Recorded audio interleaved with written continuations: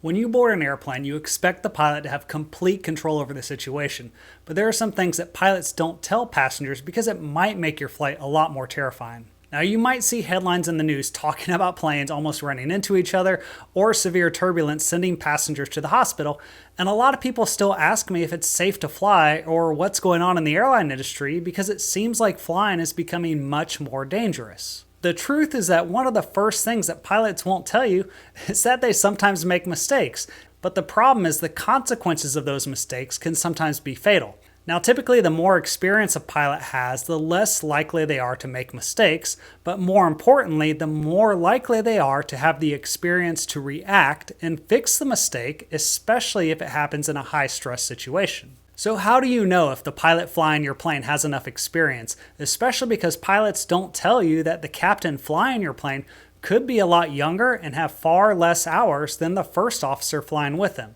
Now that's because pilots can upgrade to captain strictly based on their relative seniority within the company. Now because the airlines and the FAA know this, there are strict requirements to even get hired as a commercial airline pilot. But something happened in early 2009 that would change some of those requirements. Colgan Air Flight 3407 was flying passengers from Newark to Buffalo when it crashed into a house just outside of Buffalo, killing 50 people. At the time of the crash, pilots only needed 250 flight hours in order to obtain their airline transport pilot certificate in order to get hired at a major airline. Now, even though both of the Colgan Air pilots had over 2,000 hours, the FAA passed regulations increasing the requirement from 250 all the way up to 1,500 flight hours. The crash investigation also discovered that both pilots were fatigued.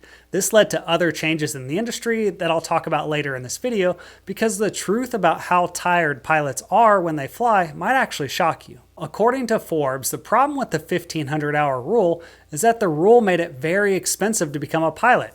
About $250,000 out of pocket in 2 or 3 years for people not trained by the military. Most importantly, it is seen by some as actually reducing safety since people spend years getting flight experience in areas not necessarily associated with flying commercial aircraft in a complex system and end up entering that system unprepared. This has led to a huge pilot shortage, and the scary part is now airlines are trying to figure out how to hire enough pilots to meet the growing demand for air travel while still ensuring hiring standards are met and safety remains paramount. Now there's good news, but it's also a little bit terrifying. Even if the pilots flying today have less experience compared to pilots 30 to 40 years ago, the technology has improved so much that the level of automation available on aircraft today even shocks me. After flying 20 years with the military, when I transitioned to the airlines, I was blown away by some of the capabilities that I saw.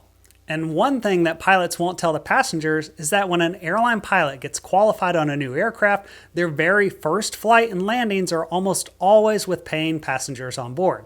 However, remember that these pilots have undergone a very rigorous training program with full motion simulators and have taken an FAA check ride prior to that first flight with passengers. And even still, that first flight is conducted with a highly experienced instructor pilot known as a line check airman.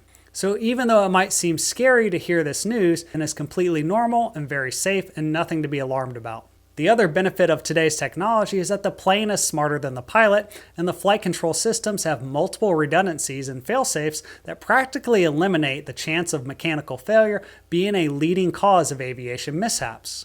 The autopilot and auto throttles are available pretty much throughout the entire flight envelope, and that means the plane can sometimes land itself better than any landing the pilot can hand fly.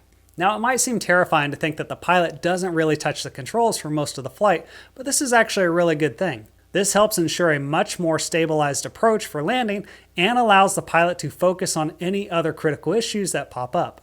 Something else that can terrify some passengers that pilots don't tell you about is turbulence.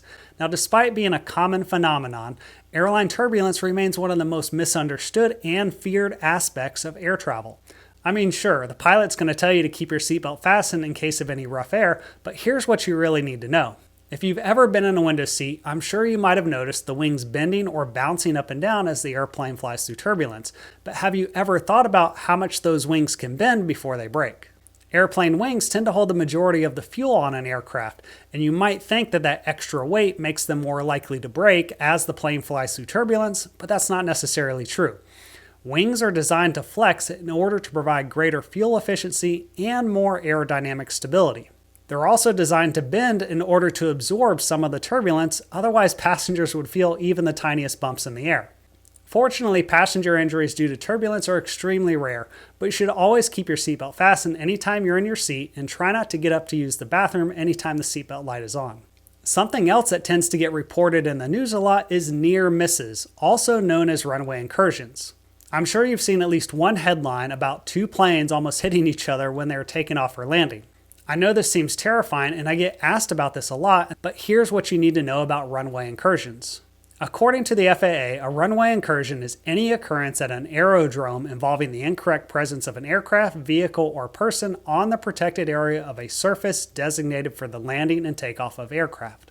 There are 4 categories of runway incursions, but the kind that makes the news headlines are Type A and Type B. These are ones in which a collision was narrowly avoided or there is significant potential for a collision and a time of critical action was taken to avoid one. And if we look at the data, you can see that the numbers of Type A and Type B incursions are about half what they were 20 years ago as the trend has been declining. The good news for passengers is that despite what you might see in the news, there is something called the Swiss cheese model that helps keep you safe. If you aren't familiar with it, I want you to imagine a slice of Swiss cheese.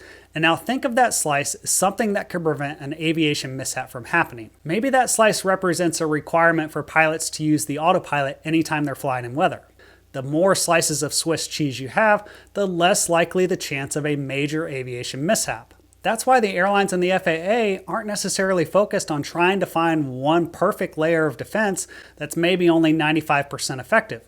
It's much easier and safer to find solutions that are 60% effective and then layer those in order to practically eliminate the chance of any threats getting through and thus eliminate the possibility of a major mishap. Now, there are some that argue that the pilot shortage that I spoke about earlier is leading to hiring less experienced pilots, and the demand for air travel is pushing pilots to their limits. So we might see this trend reverse, but drop a comment below and let me know your thoughts about this. That being said, something that the airline industry has been focused on since the Colgan air crash is pilot fatigue.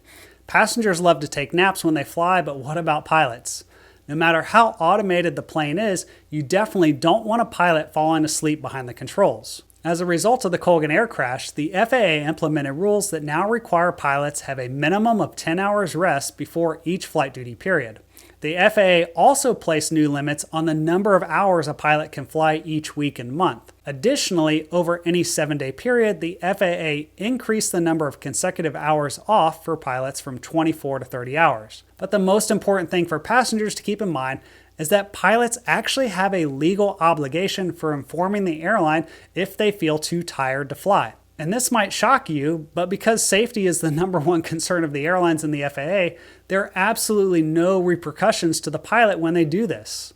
In fact, each airline tracks this data in order to identify any potential trends and then adjust operations to reduce or eliminate those instances of fatigue. And I hope this video has helped eliminate or reduce any fears that you have of flying.